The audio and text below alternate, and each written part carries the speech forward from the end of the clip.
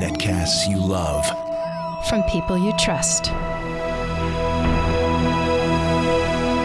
This is Twit. Bandwidth for Ham Nation is provided by CashFly at CACHEFLY.com.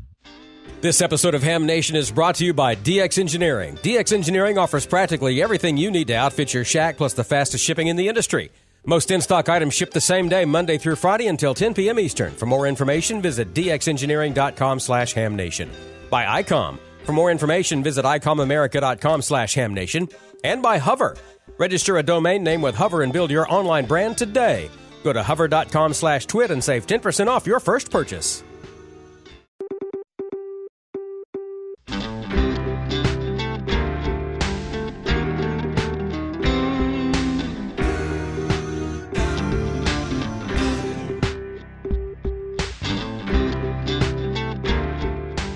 This is Ham Nation, episode number 316 for September 6th, 2017. The American Legion and Dr. T live.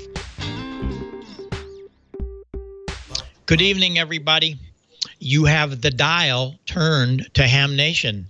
It's a show about ham radio, having fun and helping people and all the wonderful things that ham radio does. And this show is going to really bring you some exciting things and some very meaningful things because Gordo is going to be joined by Marty from K9TAL, and K9TAL is the station of the American Legion, and we're going to come back to him. He has some really great news for us. But in the meantime, we're going to be talking to Dr. T, and I have some Pineboard things to talk to you about. It's just a great show, and wait till you see what George has for you. So let's see. George, are you there tonight? Are you here in the opening? I don't think so. No, we got to wait for George. Okay. But Don, you're there. What's happening? You're safe. All that pie passed you. Is that correct? Yeah, Harvey was not an issue, and it looks like that Irma is not going to be an issue either, provided that the high-pressure system to our north and the cold front that went through today continues to sweep that out. But, of course, we're keeping all of those in the islands and in Florida and elsewhere along the projected path in our prayers tonight. So by all means, it's amazing. There are 3 active hurricanes out there. We've got Irma, we've got Katia in the Gulf, which is going to affect Mexico, and then we've got Jose out behind Irma. That's going to be just a fish storm. Won't affect anything but water. So Irma's the bad one. So we're watching out for that. Also, a very, like you said at the top here, a very, very big X-class solar flare in the last 24 hours, and we will get the lowdown from Dr. T live tonight, right after the Newsline segment. Full show, Bob. Great. Yes. I was on 40 meters a while ago listening, and a couple of guys were talking to Angel. You remember Angel was on with Valerie here a few weeks ago. They visited him down at Arecibo, and this darn storm is right over them, but he was on a cell phone, and he's okay. Have no power at the moment, but everything is okay at the moment. So, boy, we hope everything is good and safe there in Arecibo. And Angel, a lot of you know Angel. He was on the cell phone, said everything's okay right now. So we'll find out more from Dr. T. It's really crazy, but we've had it. I got on 75 this morning with my normal AM net. I thought, my receiver's not working. I changed receivers. What's happening here?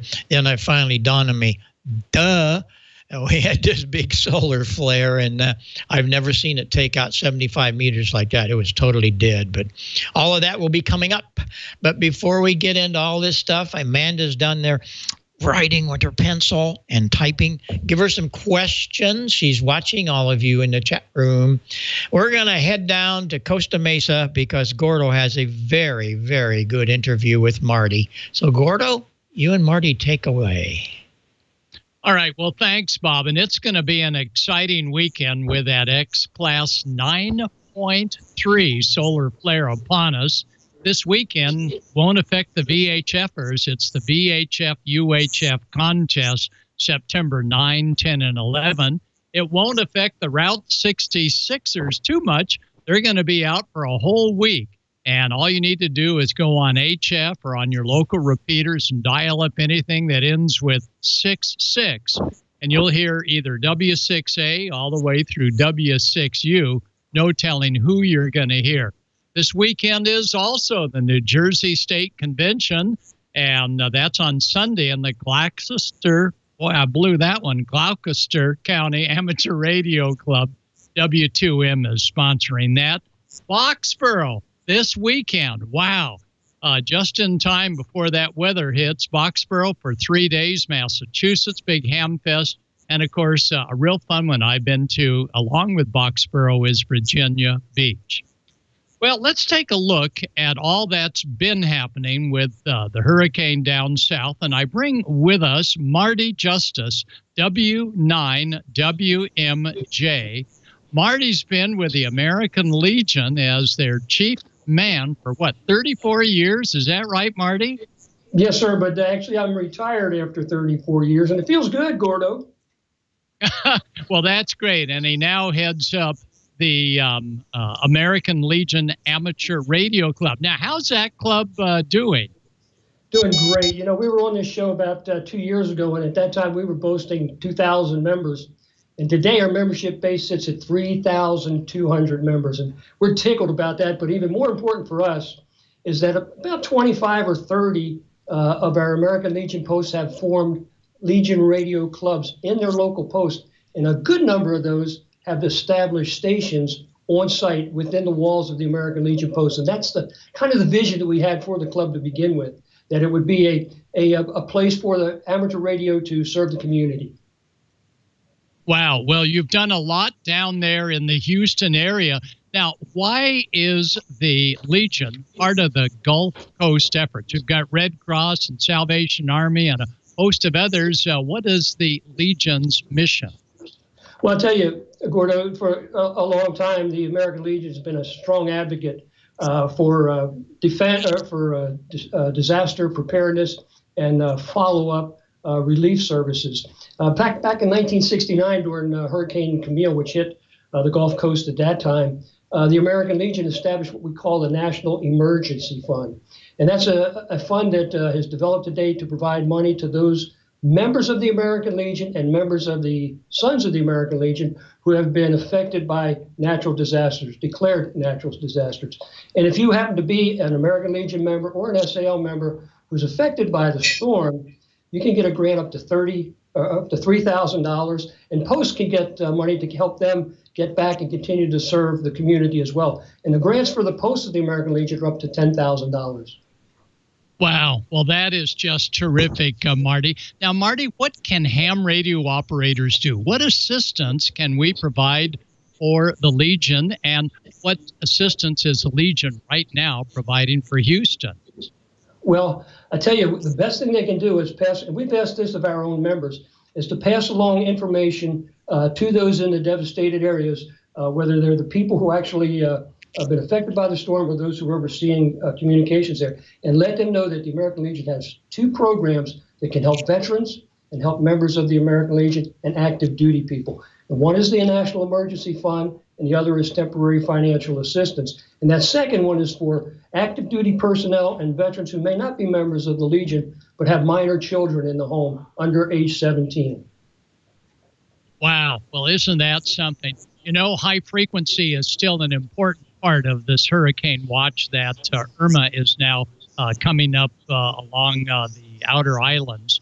7065 kilohertz for Cuba, and 7110 and 7120 for Cuba calls.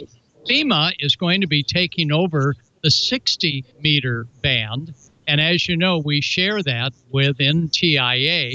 So if you should hear call signs that are KF2 EMA, they all end with EMA with an F in there, that's FEMA, and give them primary access to our 60-meter 5 channels. Very, very important. And once that hurricane approaches Florida, 7188 is going to be a net for a lot of local traffic, Caribbean on 3815, and of course the Maritime Mobile Net on 14300 and the Hurricane Watch Net with WX4NHC at 14,325. So what's the plan for Irma coming up the coast for your Legion personnel?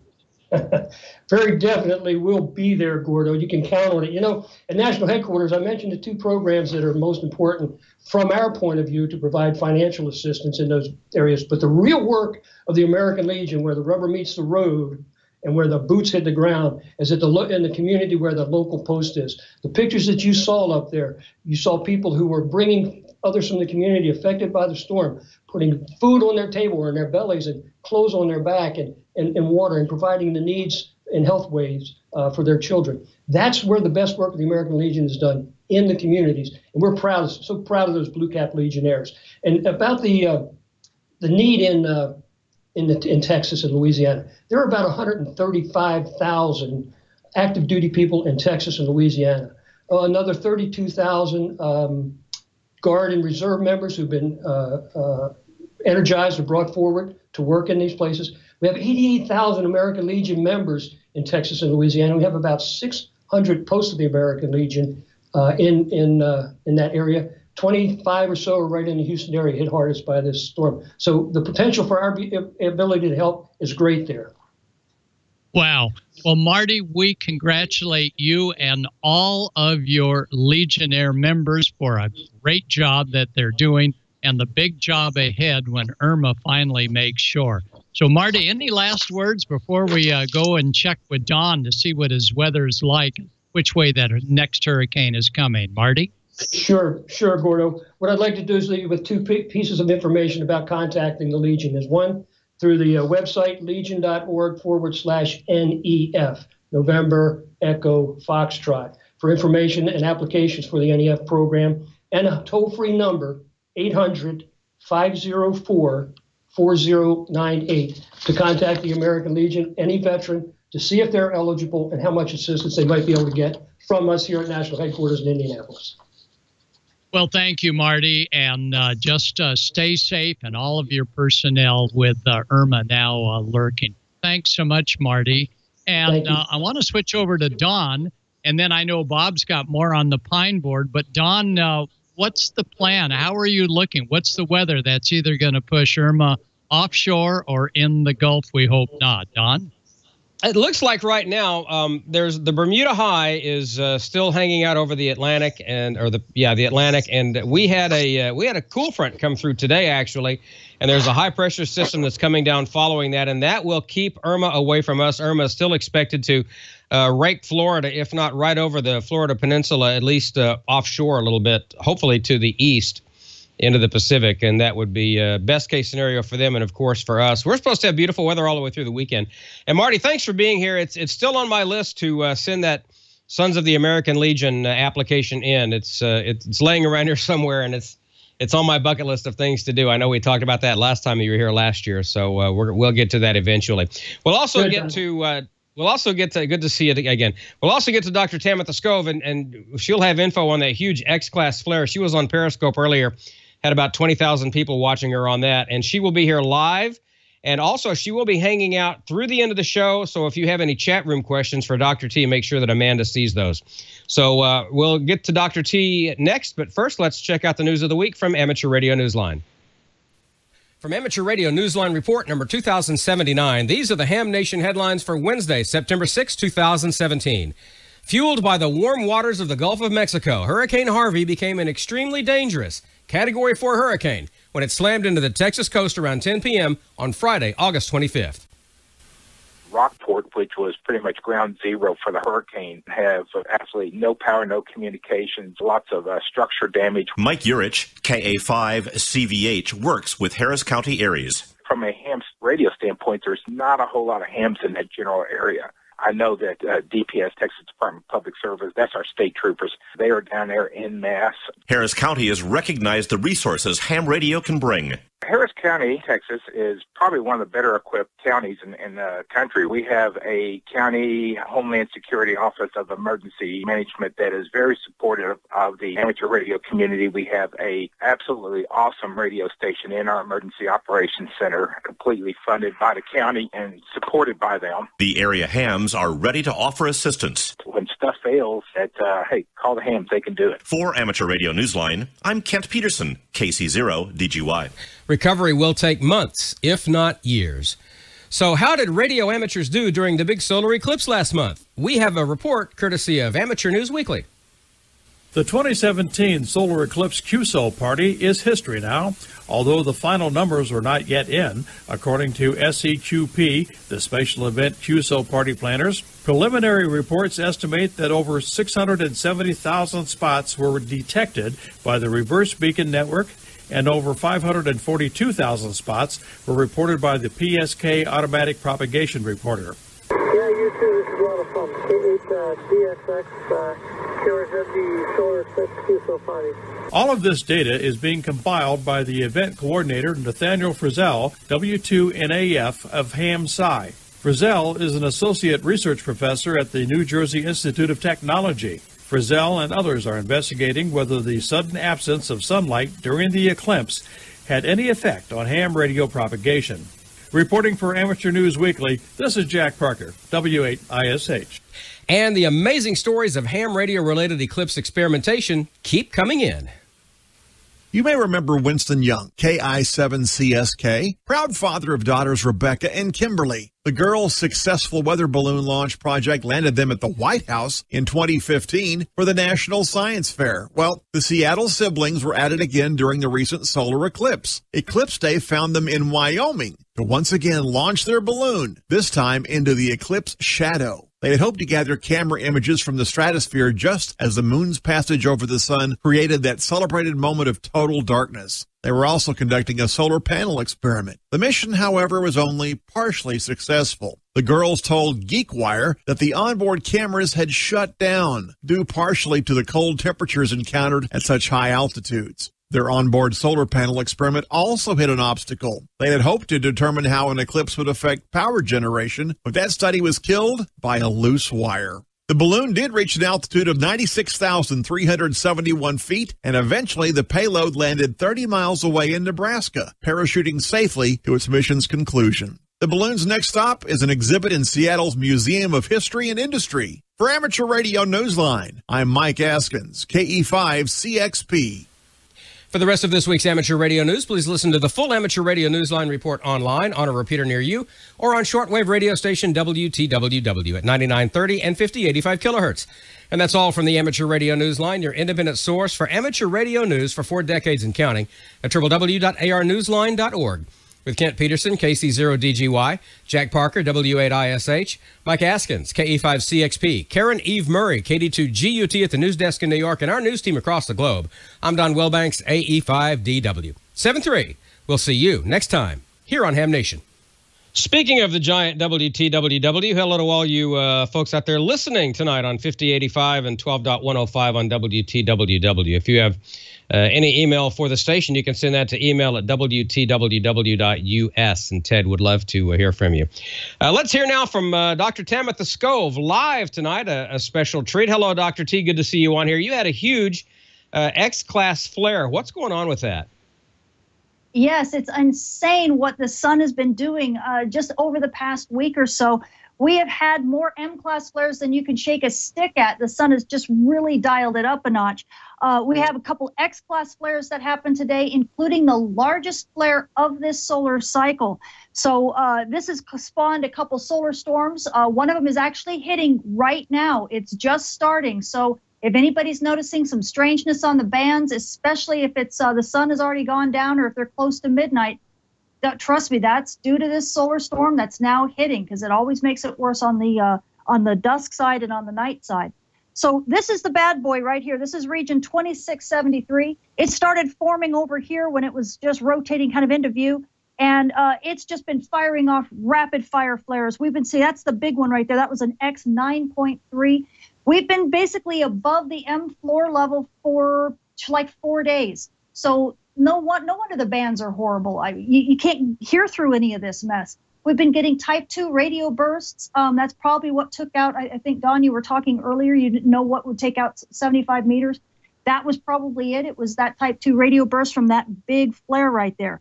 We do have a solar storm that was launched center disk, as well as one that was launched just with that big flare. We thought that one might actually miss us, but it's so big and so massive, it's actually going to hit us. So I'll get into that, the 5 days here in just a second, but let me show you. This is kind of what you're dealing with. Right here, this is the GOES X-ray flux. It's kind of a proxy for solar flux, your F10.7, but it definitely shows you where your radio blackouts are occurring. Anything above this line right here is all M-class level. So you can see just in the past 3 days, 1, 2, 3, 4, the 4 M-class flares plus 2 X-class flares. And there were flares going on before this. So we're just sitting at the M flare level almost all the time, it seems, over the past few days. So the bands are going to be horrible. I know this is awful timing because of Harvey and the devastation there, and now Irma, which is, you know, threatening the coast. So you're just going to have to deal with it, especially on the day side. That's where these radio blackouts cause problems. And then on the night side, now you're going to have to deal with the solar storm that's hitting because of that. Let me switch really quickly to a map of the world. This is the DRAP model. This shows the D layer of the ionosphere. It kind of gives you an idea of how horribly impacted we all are. What you're seeing in this region here, this is the solar flare, remnants of the solar flare where the daytime is right now. So, you know, we're getting down to nighttime here. So no, we're not going to see that. This mess here, all this red that you see, that is from 2, not 1, but 2 solar radiation storms that are ongoing. The first one hit a few days ago when that first solar storm was launched. It was intensified by this X9.3 flare that's now launched even more energetic particles. And these are slamming the upper atmosphere at high latitudes. So this is going to impact your ham radio bands. You're going to hear even more noise on the bands. And of course, if you're at high latitudes in Canada or whatever, that type of thing is just going to make things pretty much impossible to deal with. Also, it's you know, there's a lot of other issues for things like GPS. So I know there's a lot of planes and things that are flying through the hurricanes right now and doing a lot of robotic drone missions and stuff like that, trying to gather data. Those drones may have issues because of GPS problems due to all of this solar noise. And here's the remnant of that X-class flare. You can see we're barely now below the M flare levels with still little bits and whistles here popping above the M flare floor. So when that happens, of course, the bands get bad again. So, you know, you're just going to have to keep dealing with this. And, you know, I don't know what else to tell you. It's going to be over the next couple days. And then when the second of the solar storm hits, that should be late on the 8th. And it's going to cause some super big problems. As a matter of fact, if you pull up the 5-day outlook, I think it's called Skov 2. Victor, if you'd be so kind to pull that up. And then I'll show you these guys the 5-day report. Look at that. Do you see how red that is? I mean, it's just massively red. The first storm is going to be hitting on the 7th, or, you know, it's hitting now, basically. That's supposed to be a moderate level storm. So NOAA's giving us major storm conditions both at high latitudes and mid latitudes.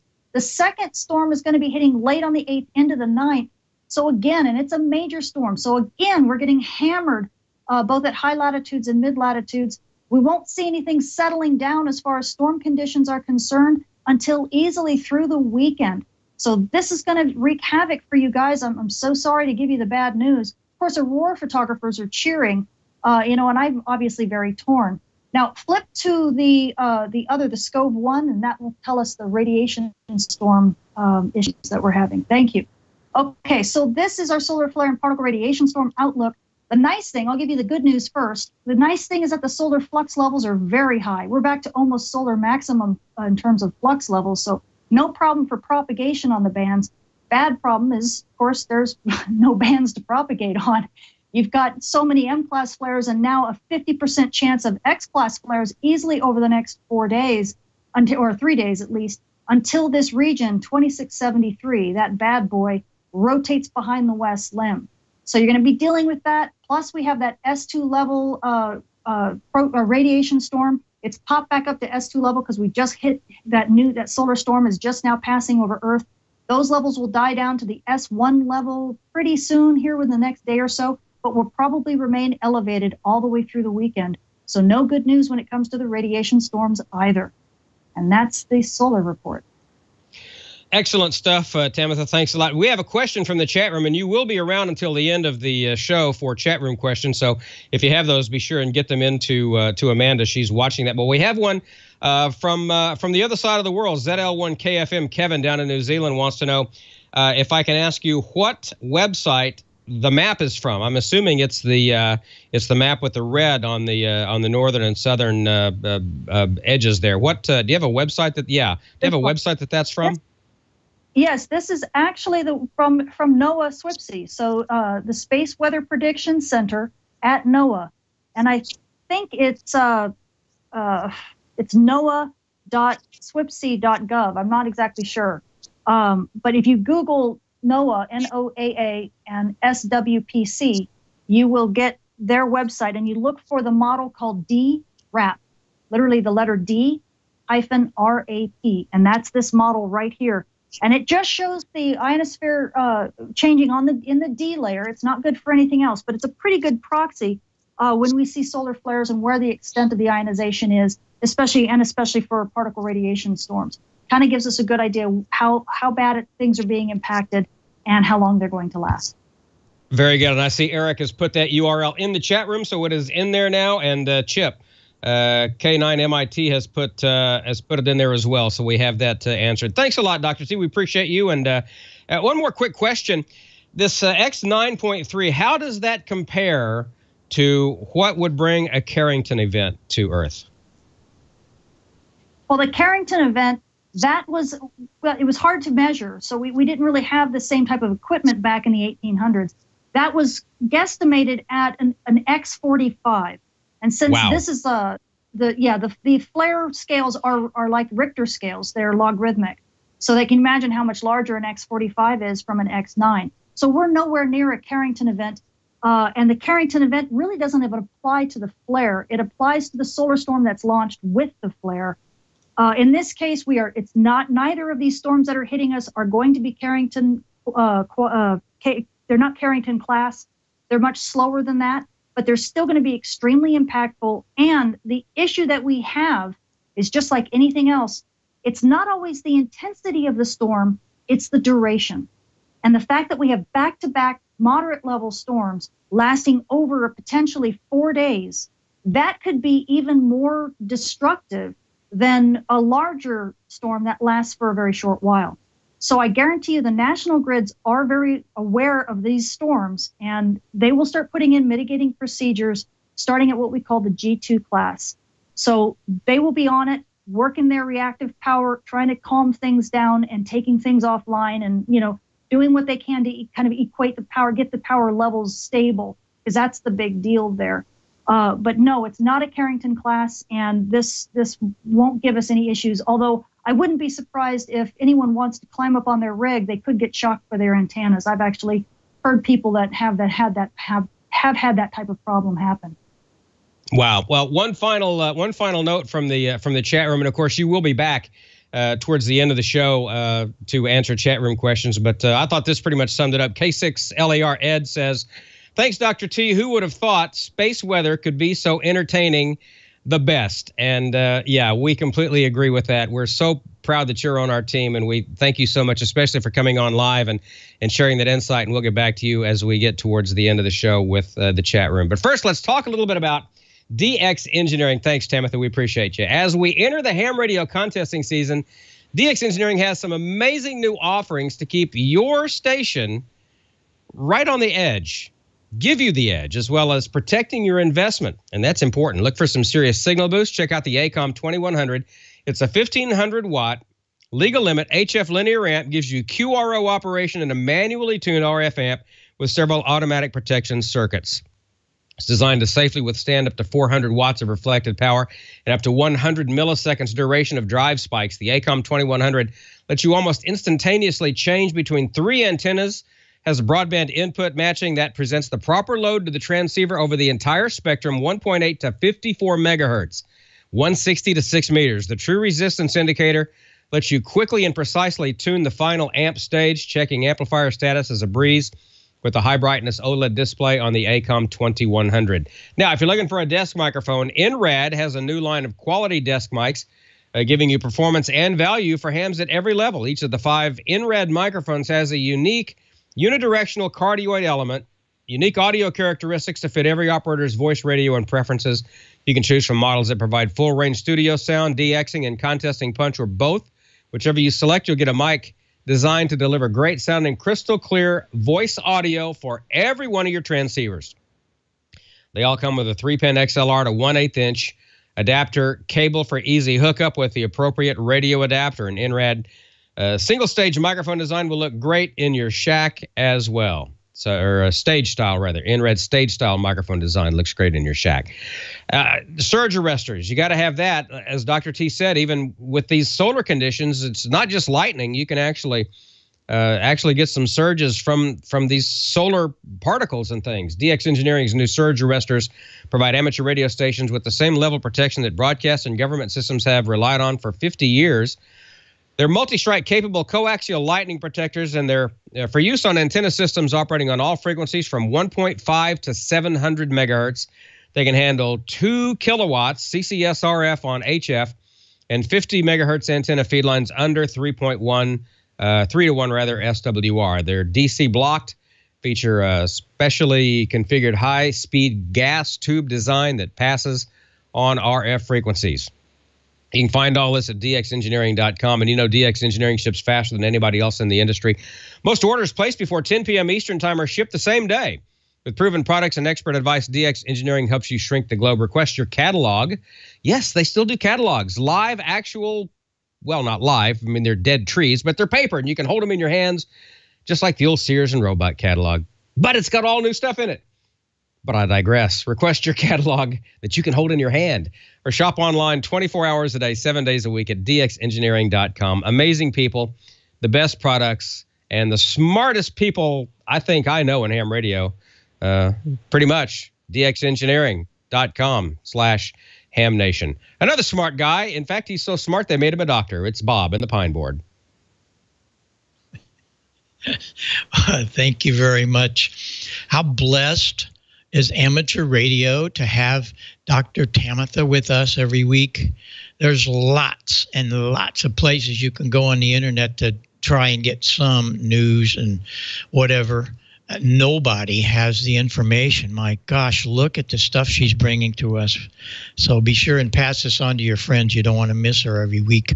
Before I get started, this is the week Gordo told you about. Right here in Springfield, our call is W6R. I will be on the air all week. I won't be here this weekend, the 2 days, but I'll be on all next week, so look for me. And I will be using W6R along with a whole bunch of other people. Springfield is the birthplace of the Route 66 downtown, and they've just restored the building that the telex, it was really a telegram, was made up and sent to Washington to say it's not going to be called Route 40. It's going to be called Route 66 because they weren't sure what they were going to do with it. So there you are. Anyway, we're going to get on to Pineboard. There's so much going on. Oh, my, oh, my, oh, my. And I appreciate everybody that's really gotten involved in this project. And there are a bunch of you. And I hope that you continue on here because we're going to have more things to do. Here's a really great picture I got. This is N4DH's Pineboard. But wait a minute. It's not on Pineboard. He had some parts and pieces, and he did it on a chassis, which absolutely can be done. It's more difficult as you have to do a lot of metal work, but that was his preamp and his power supply. However, he is building the transmitter now, and the transmitter is that's how he lays it out. We showed you it's the best way to do it is lay the parts out, use the drawing that Gene's done for you, how you place things and where they go, then you can mount the parts, where you go. So that's another aspect of how you can build the Pineboard. It doesn't have to be on Pineboard. It can be in regular good old metal. Now, I've had a lot of requests for the parts list, and we've talked about this. Now there is a complete listing on our site, and we put it there just so it would be easy.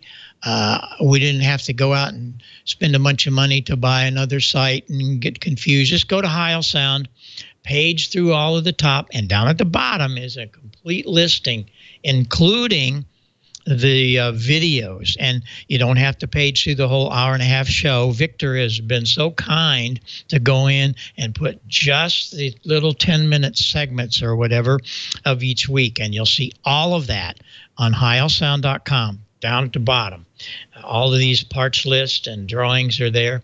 Now notice in this particular shot that I have up here, down in the bottom is a part number. That part number is from Amateur Electronic Supply. And what happens there, if you go to their website, I always like to call people. Is it just because I'm old? No, it's because I can really get service. If something's not there, so on, you can get instant messaging back and forth with a telephone. You know, that's the thing, has 2 wires. Sometimes you can use it. I think they call it an iPhone. Anyway, call them. And there's the part number, P, that means part, -BH for Bob Heil, Pineboard AM transmitter. See, that's how you can remember. PBH PB AMT. You order that, you get all the parts. It's all in one kit, and they can help you with all that. But you can order just the power supply. You can order just the preamp, and that's coming from Antique Electronic Supply. You want to do your tubes, the best place. Antique sells a few tubes, but really the cost-effective and the best place I've found is tubesandmore.com. That's their site, I'm sorry, is vacuumtubes.com. You can get it either place, but the vacuumtubes.com, they have more variety, and they're a little bit less expensive. So you might want to look at vacuumtubes.com for your tubes. Crystals, no problem. Bry's down there, BRY is his name, AF4K. He's got all the crystals. Now, we've had a little bit of communication with people about the choke. There is a choke, 2.5 millihenry choke, that people, Antique Electronic Supply quit carrying it. I don't know why they quit carrying it. I can't answer that. But if you go down to online components, I called them the other day and they have them. So you can get your 2.5 millihenry choke there. And I'll be watching that to make sure that that maintains it. It's out there. You just got to go to other part suppliers. They don't do a lot of the other parts, but you can find that part there. So that'll work for you. And what I'm working on right now, and I've had some communications with some of you about this. Gene has worked on it. Richard has worked on it. And we're coming up pretty close to what we'll do. I'll try to have it on maybe next week. We'll see how that goes.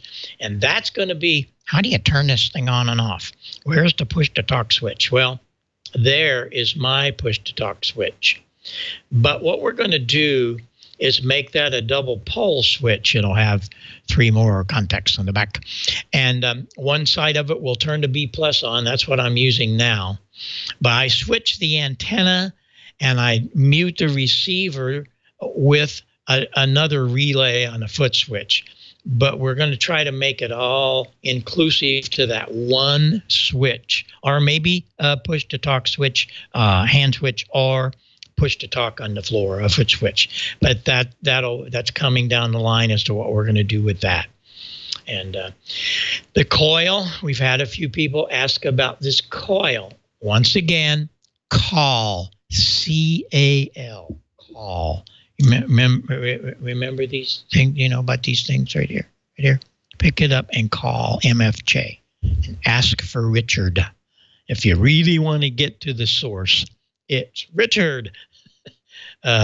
He'll get you all fixed up. I don't know. There was some confusion. It was in the parts list for a while, and then it isn't, whatever.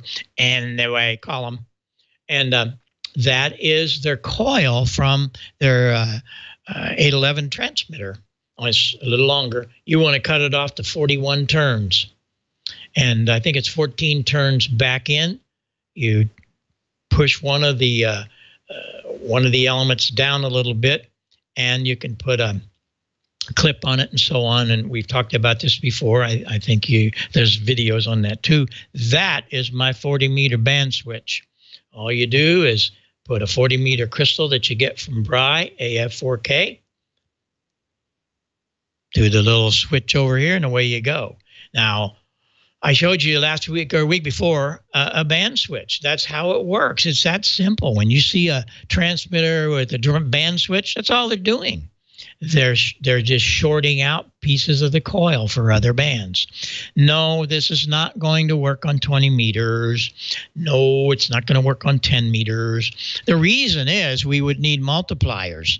Right now, the crystal oscillator, the 6AG7, you'd have to really get some other stages in here to take that 7 meg crystal and multiply it up to 20 meters, and it wouldn't be that crystal, it would be something different. But anyway, no, we're not going to do that. We could build a separate transmitter, but it'd be all different components and a little bit more difficult because it's going to be harder to tame. We wanted to do things that's simple, and I'm so thrilled that so many of you have come to me and you're on the air. It's just so refreshing that, hey, we did this and you did this. That's the cool part. You did this, and you'll learn some things, and we're going to learn a lot more as we go on, because I have some plans. We're going to build a final. Working on that right now. Probably be a 1625, which is a 12-volt 807.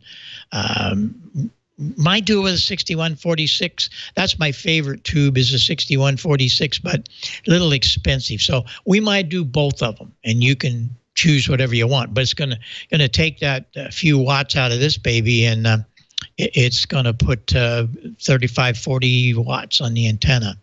But next week, what we're going to do is we're going to show you how to unplug the 6X5 rectifier and take a 8-pin octal, put a bridge rectifier. Those are solid state diodes. You could do the 4 diodes, but they make little bridges. It's really simple. And 4 legs, solder it in, plug it in, and you will have 300 and maybe 50 volts. What's that going to do? Well, it makes you more aware, and we talk about all the time, you're dealing with high voltage. And for all you doom and gloomers, we want to teach people to respect high voltage. I don't care if it's 12 volts or 112 volts or 1200 volts.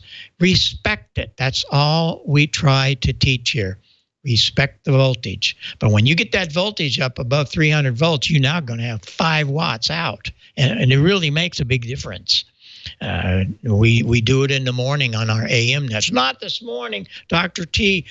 Guess what? We couldn't hear anything on 75 meters this morning, but finally came around, and that was quite something to come in here in the morning and turn all this stuff on. About, whoa, I switched receivers. I thought, what's going on? Where's all my AM buddies? Go to over on the other, on the 7851 Icom. Nothing there. I'm going, oh no, did my antenna fall down? Nope. I went to 40 meters and a little bit, 20 meters was okay. So anyway, it's all about that ionosphere. But we've got some things coming for you, and being able to have anywhere above 300 volts will give you a good 5 watts. Now we can really do something and drive some amplifiers and get some righteous power. But you can do an awful lot. Every Monday at 8:30 in the morning, 3885 is the peanut whistle net. And for a half an hour, you cannot get on that frequency. Well, you can, but we wouldn't like you to do this unless you're running less than 30 watts or whatever. Anyway, it's all low powered. That is the inspiration for me some years ago when I heard Richard W0BVT. He was on his Pineboard. So there you are. And in closing, I'm going to give you these one more time because I know you're coming up with these questions, and we want to try to give you the answers. There are the parts numbers. We talked about it a minute ago from Antique Electronic Supply. Those are the parts for the transmitter only and for the preamp. And if you want the whole works, it's P, BH, and the P, AMT, PB, Pineboard, AMT. So there you go. And in closing, I have to wave my flag a little bit because next Friday, I'm all right, a week from this coming, in Tulsa, I'm going down and we're going to play a good old theater organ concert. And there's going to be quite a few hams. I've heard from quite a few of them, and I'm looking forward to this. This will be, I don't know, second or third time that I've been there to do a concert over the years. They have a wonderful installation there. So there you are. There's the address. It's in Tulsa at the Tulsa Technology Center in Broken Arrow. And we're looking forward to that, September the 15th at 7 p.m. So join us. We're going to have fun and play some good old theater organ music, good music of the 20s and the 30s and the 40s. I even got a Beatles tune I'm working on. So there you go. The main thing is we'll have fun. And it'll be good to see all of the people that show up. And in the meantime, we're going to learn some more. I mean, really learn something. So all you guys that think you need 100-foot towers and 4.5 acres for antennas, got news for you. George is going to tell you all about it. It's September. Time to plan ahead. What is your emergency plan? September is Emergency Preparedness Month. Now is the time to review your communications plan and make sure your Icom equipment is ready to go for any air, land, and sea situation. Communicate with the touch of your fingertips. Perfect for small spaces, the IC7100 all-mode transceiver is the ideal D-Star option to add to your communications plan.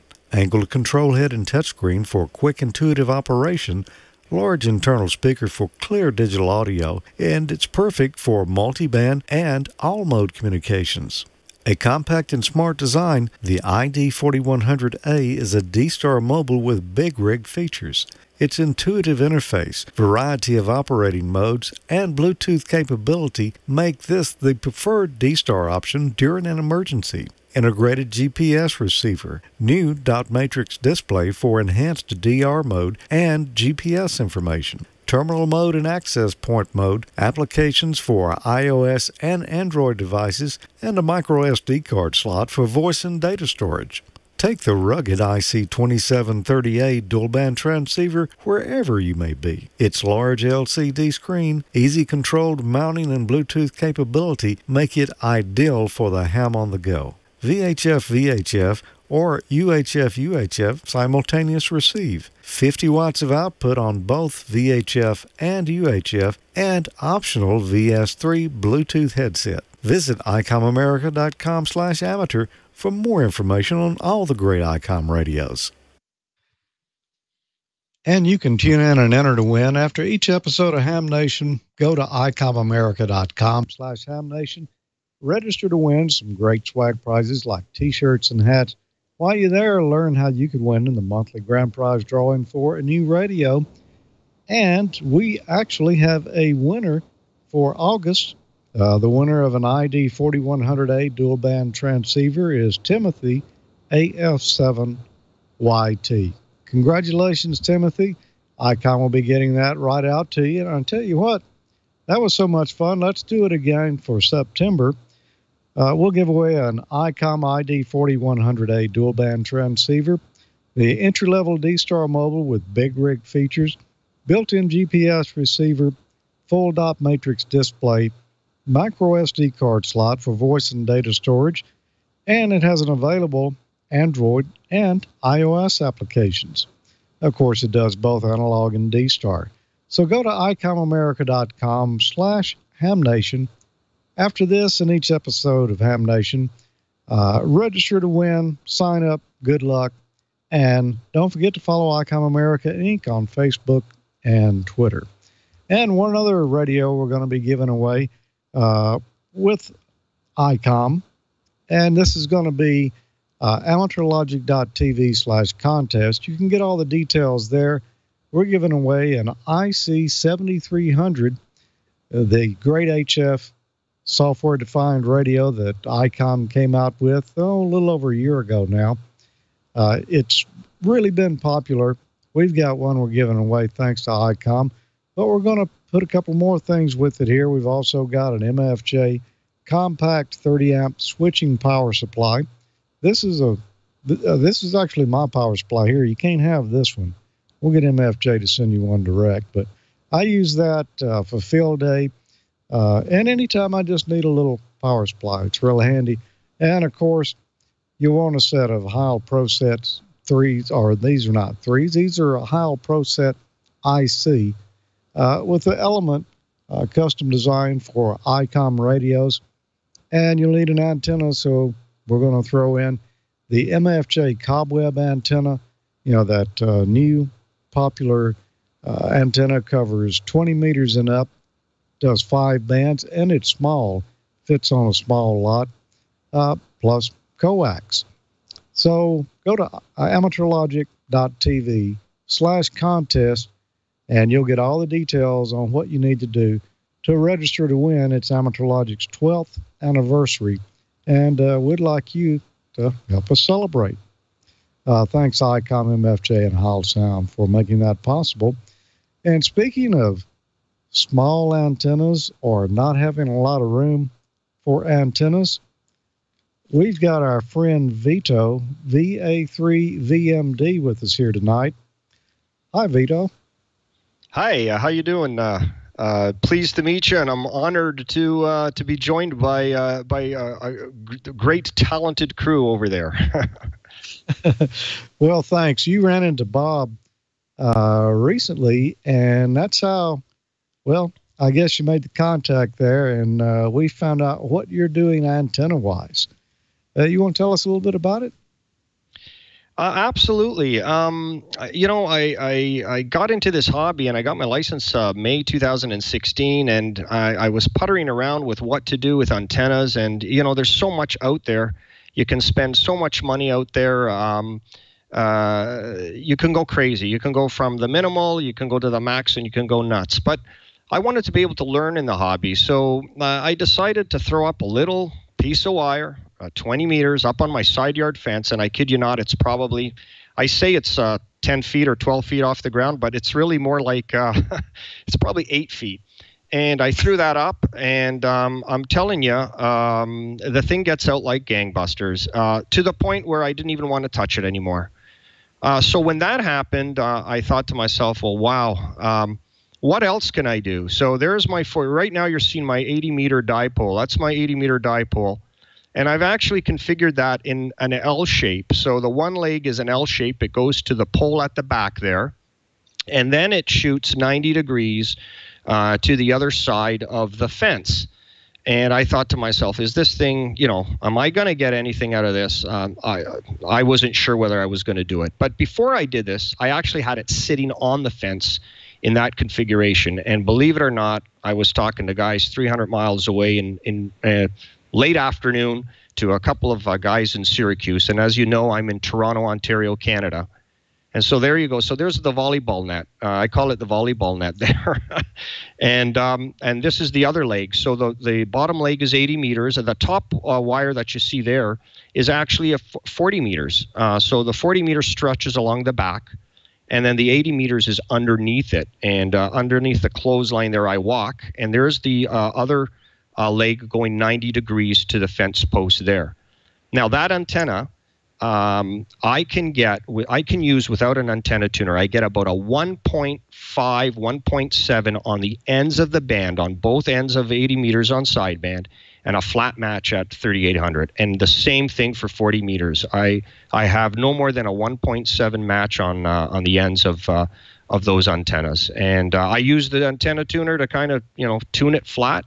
But the less, in my opinion, the less your antenna tuner can do, and the more resonant your antennas are, the more effective you're going to be. And again, I haven't been in this hobby for a long time. That's just all she wrote. Yeah, it works for me. So tell me about the feed point there. Are you using 2 coaxes, or are they the 2 elements type common? Yeah. Well, here's the thing. I ended up putting the 40-meter dipole up first, and I ended up doing a Route 66 journey. So by the time I came back, it was late in the fall. And I was thinking of putting something up higher, because I do have the space to go higher here if I really wanted to. But I wanted to get on 80 meters. So what did I do? I threw up the 80 meters. I didn't want to take the chance of impacting the 40-meter dipole. So it is a separate feed point with separate coax going into the shack. Yeah. Now, I noticed in the video it looked like maybe you had some ferrite beads on the coax there. Is that correct? Absolutely. I found specifically with the 40-meter band, for some reason, there was my computer speakers picking up a little bit of RF, but nothing in the signal. So what I did, I could have put a balun on the end, but what I did is I put 3 ferrite chokes just down from the feed point. And then if you noticed on the video, I went a little bit further down and I actually coiled some coax, I think about 10 turns of coax or so on each of those feed points before coming into the house. And I also have ferrite chokes on every single cable I have in the shack, just to play it on the safe side. And I've never had any issues with RF in the shack at all. So I'm lucky. Well, what about neighbors? Do you think they know what it is, or are you getting away with it okay? Well, let me put it this way. The neighbors have no problems with it, but my friends on 80 meters down in Massachusetts, there's a couple of guys I get together on 80 meters at night. They've kind of classified me as the clothesline kid. And some other ones said Vito does not have a step IR. He has a step ladder antenna. And as you can see here, I can actually work on these antennas with a step ladder and no problem at all. And as a matter of fact, I've worked Valerie a couple of times when she's done her Facebook streams with all those pileups that she has. I've broken through those pileups, no problem, exactly on that 40-meter antenna that you see above that wire there. Wow. So even though it's low, there's something to be said for resonance, huh? You know what? Listen, I haven't been in this hobby a very long time, and I think one of the greatest things you can do if you're getting into this hobby is learn. What I did up there is not rocket science. It doesn't take much to do. It just takes a bit of time and a little bit of patience. As a matter of fact, my first antennas I even did without an analyzer. I used my 7300 because it's got a SWR a plotting graph on it. So I'd come downstairs and I'd go tap, tap, tap, tap and see what my SWR was.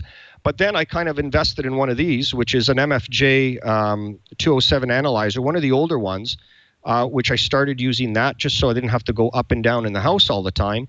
And I got myself a little frequency counter so I could see exactly, where the antenna was resonant on frequency. And this is an example of the, basically what I did. It's there's the feed point. There's the feed point, and it's 12 gauge speaker wire, folks. It's nothing fancy. 12 gauge speaker wire. That's it. Wow, and you just tied the two together there, so it's. Yeah, what I did is I shorted the each leg. The 2 wires on each separate leg are actually shorted together on the ends, so they're effectively acting as one physical wire instead of 2 separate leads. Yeah. Okay. What I see your radio behind you there on the display. What kind of radio do you use?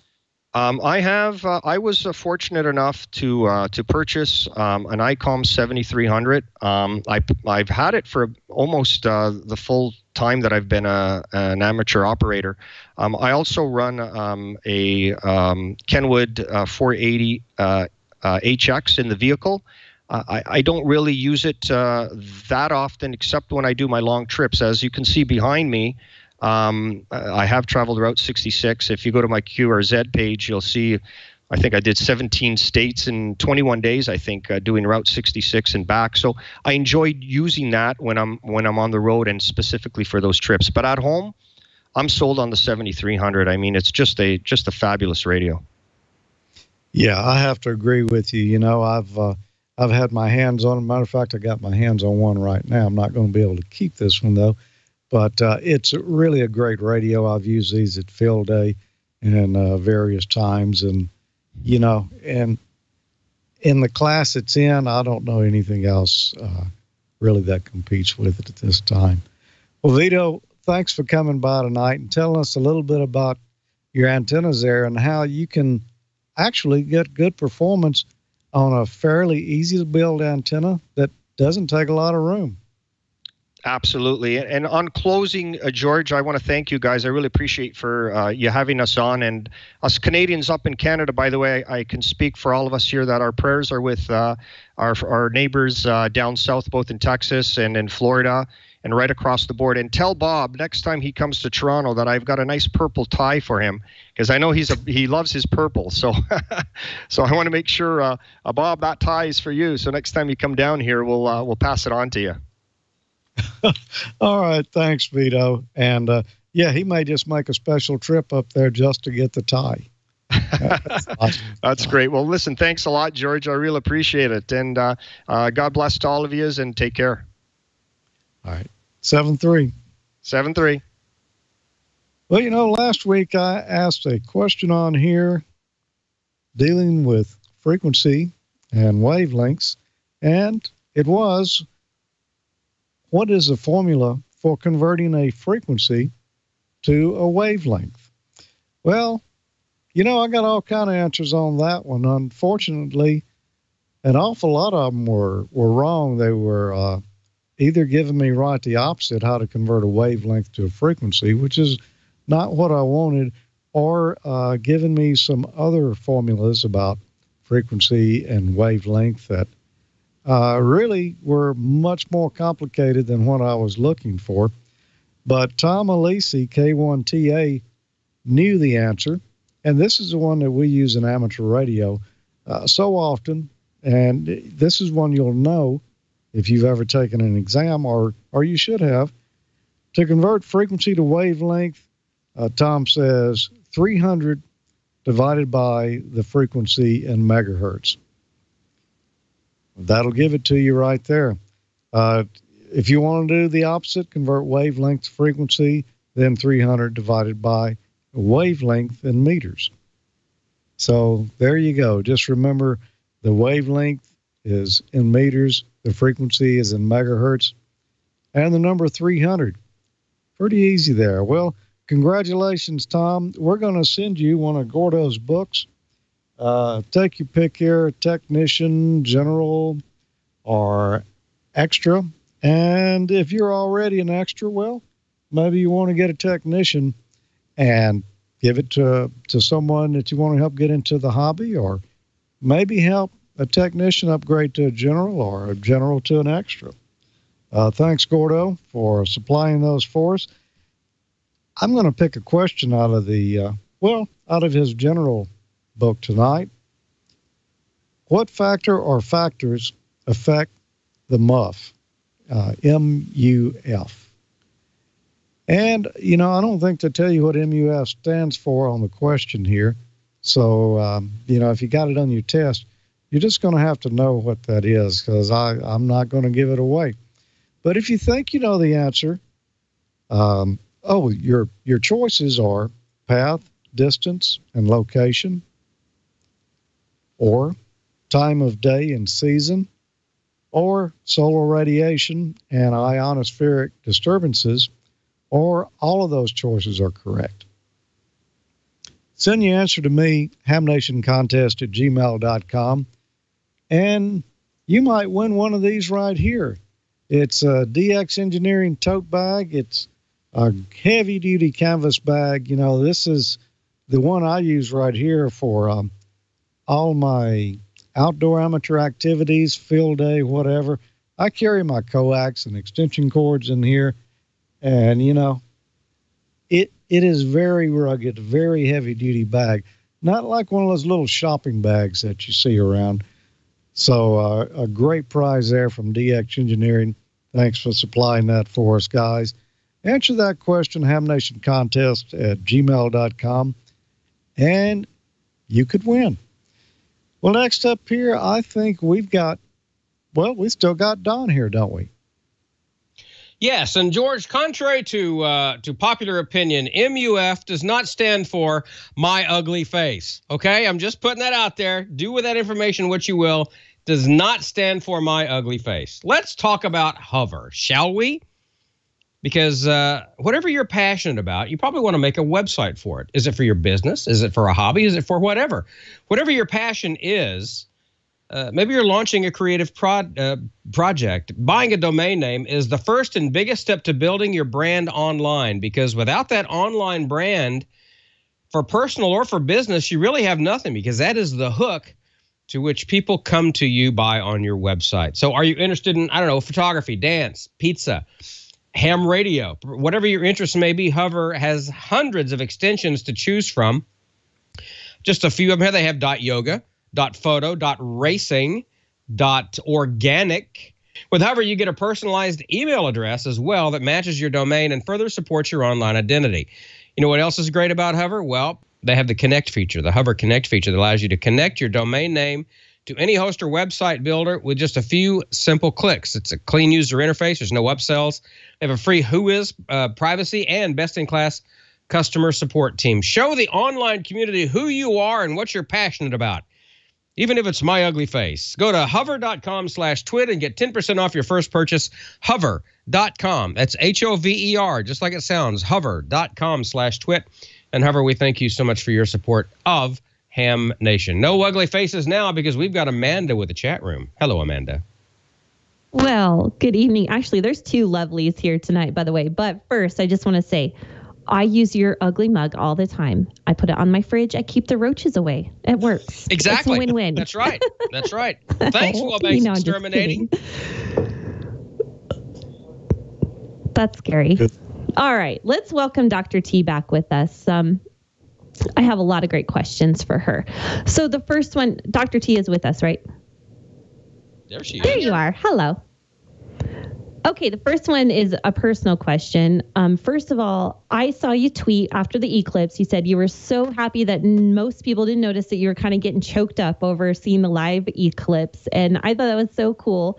And it's great that you still see things that are just, they're phenomenal to you as well. So my question personally is, what other events in the solar activities would make you get choked up like that? Maybe the comet or the next solar eclipse, what? Well, I will say the next solar eclipse is going to be fantastic, because that will be during solar maximum. And unlike this solar max, we have a very quiet, well, not today, but we've had a very quiet solar corona. So the atmosphere around the sun hasn't really looked all that spectacular. But in 2024, we could actually see stuff spitting off the corona in all different directions. So that would be, very spectacular and definitely make me choke up again. But honestly, I think one of the things that really got me choked up was the very first time that I saw aurora around Jupiter. And we saw that some of Jupiter's moons had magnetic shields like Earth does. And if you could imagine the idea of seeing a moon with aurora around the moon, and that aurora connected to the aurora around the host planet, and seeing that kind of lovers, almost like maybe a mother and child kind of connection, or a lover's connection. It was very magical and mystical to me. And so I always look up at our own moon now and just imagine if we had a magnetic shield around that moon. You could look up at night, even if you couldn't see aurora in your own skies, you could look up at the moon and see aurora. So that has always kind of held a particular kind of mystery and magic to me, that there are other bodies, even in our own solar system, that are just mesmerizing. And we will get a chance to travel to them probably sooner than we realize. And thank you for that. Seeing aurora on a different planet's moon, that's great. Thank you for that. So you actually answered two questions in one, because someone else asked, how is the next eclipse in 2024 going to be different? You're saying that we're going to see a whole lot more with that. Is that correct? Absolutely. It's going to be a radically different solar eclipse. just because the corona is going to be much more unstable, a lot of the predictions, I don't know if you guys ever followed some of the NASA press releases, but there's a company called Predictive Science. They're colleagues of mine, and they actually did a full prediction of what the corona would look like from some of the solar models that we use in our field. And their prediction was pretty good. All things considered, it was actually very, very surprising how close they actually got to what it really looked like in the sky. The only difference was that there was a solar storm that launched from the east side of the disk off this direction. And sure enough, there was one actually that launched that way and one that launched northward. And that both of those parts of the eclipse, the corona, looked different than the predictions. So it's going to be a lot harder to do this in 2024 with a lot more solar storms and a lot more activity. So there's going to be a much bigger buzz around it, I'm sure, especially in my community. Very good. Well, thank you for that. I will be hosting a party in 2045 when I'm 68 years old because it's going right over our town. All right. Just an FYI for everyone. All right. Another question, and I saw this a couple times in the chat room, is this X flare that we just had, is it interfering? Is it doing anything with the hurricanes that we're having right now? Does it have any impact whatsoever? Yeah, this right here, it's not having a direct impact. A lot of people ask me that question. Does solar storms affect Earth weather? Solar storms and any type of sun activity, solar activity, affects Earth climate, but not weather. Weather is too fast. Too many things going on at once. It's far more driven by processes in Earth itself.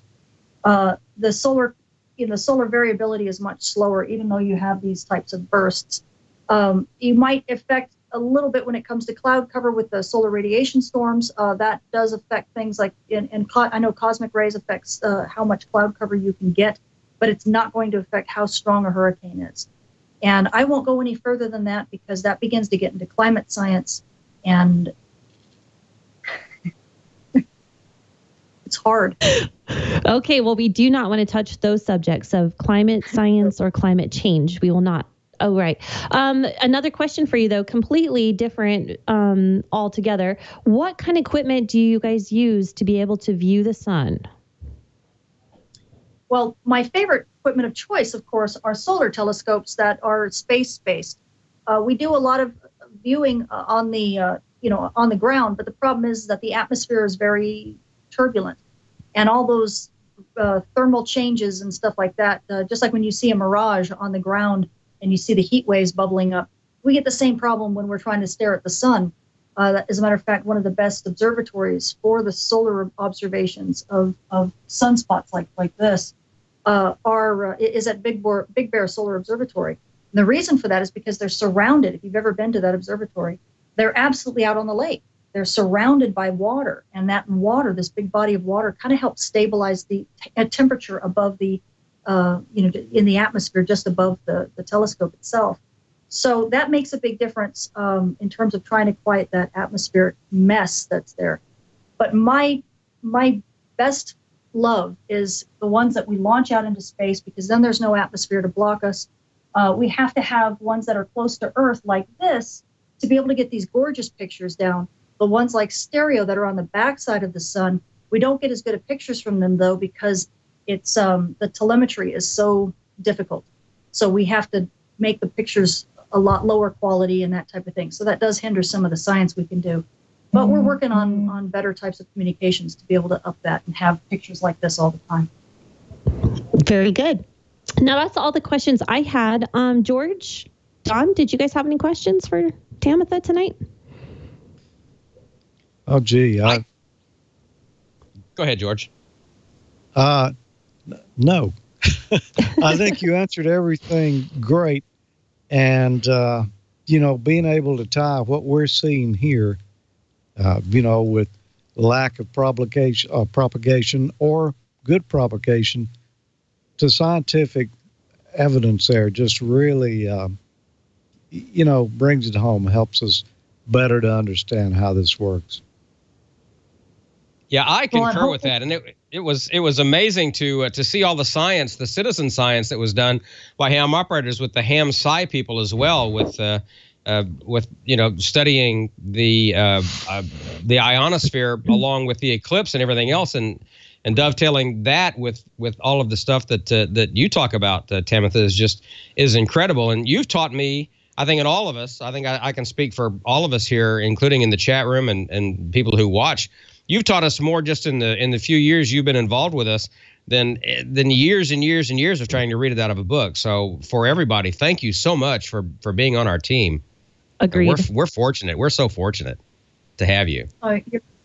You're very welcome. And it's honestly, it's not that this stuff is all that incredibly complicated, at least from a conceptual point of view. It's just a matter of figuring out the right language to kind of make it intuitive. This stuff is something that everybody can grasp. And honestly, you amateur radio operators, you can grasp it far better than even a science enthusiast, a space enthusiast. Simply because you guys have these engineering backgrounds, you understand a bit about radio frequency propagation and stuff like that, and charged, electromagnetism. I mean, that's a very difficult concept for most because they can't see it, right? You can't see magnetic fields. So you guys are a wonderful audience to be able to talk to, and everything is so connected that as soon as I talk about something here, you guys feel it over there, and seeing that real time, interplay between the science and the actual application of it is very gratifying to me. So I am thrilled to be part of the team. Somebody in the chat room is asking about Halley's Comet, and I think that's not necessarily in your wheelhouse, but anything you can share about Halley's Comet coming back? In terms of, in particular, what about the question? I mean, there's a lot of things about Halley's Comet. It's not particularly exciting. That comet is, it's got a nice coma. It's gonna, have a neat view around the sun, but it's nothing that, I guess I just don't understand what the question would be about regarding the comet. Yeah, well, KC3DRC is the one who poses it, and the question is, what about Halley's Comet? So I think you covered it. That was the question. Well, there is one cool thing. I will tell you this. There's one cool thing, and you'll have to search the web to find it because I wouldn't have it up right now. But comets are so fun to watch when there's a solar storm that goes by because you get something called tail disruption. And it's like ripping the tail off a gecko. The comet tail goes bloop, and you watch it just kind of disappear, and then the comet regrows its tail right as you watch it. So when the solar storm goes by, it absolutely just strips that just like a little kid ripping the tail off the gecko. And then the comet has to grow it back. So a lot of fun. That's a frightening mental picture.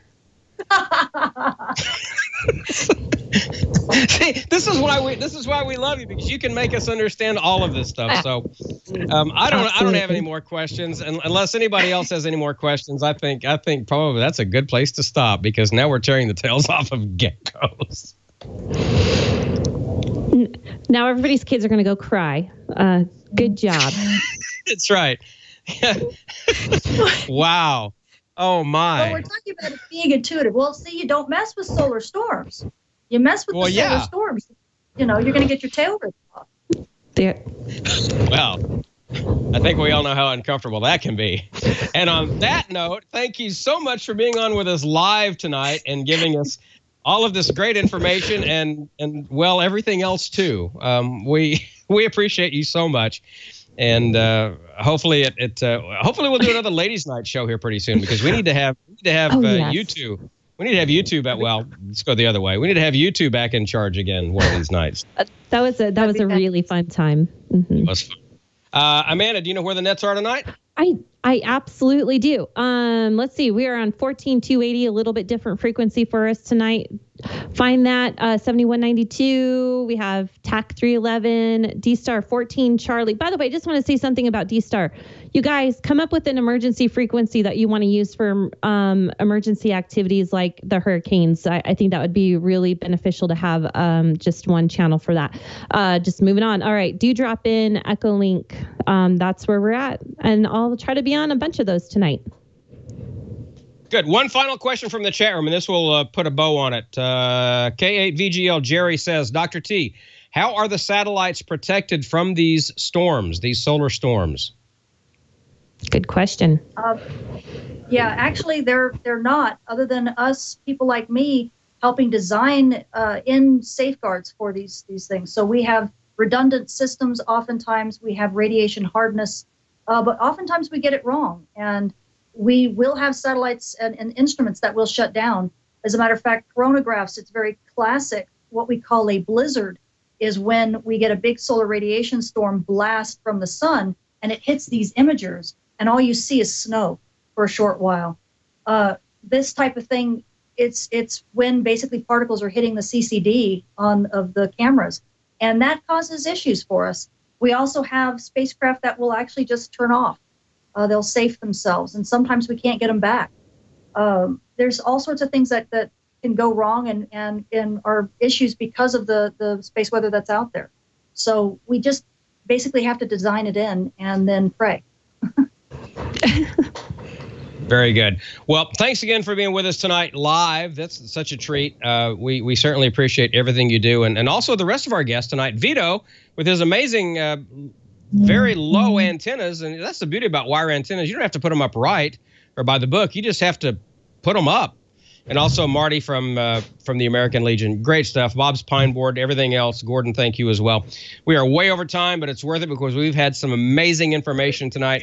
And again, our hearts and prayers go out to not only those still in Texas who were dealing with the aftermath of Harvey. And, you know, I was in Katrina. I know what that's like. And those people who are having to deal now and will be dealing with Irma, again, just unprecedented. Literally, it's a meteorological buzzsaw. So all of you folks are in our prayers, and if you can help, by all means help. If it's getting on the radio and helping out with the Hurricane Watch Net, or if it's just getting and donating money to whatever charity of your choice that's going to do the most good for those people down there. Even if it's just sitting around and praying, just do that. If that's all you can do, that helps. So for all of you in the path of the storm tonight, we're with you, and we're thinking of you, and we're praying for you as well. So for all of us here on Ham Nation, thank you all so much. We appreciate you, and we will see you all next week. So good night, everybody. Good night.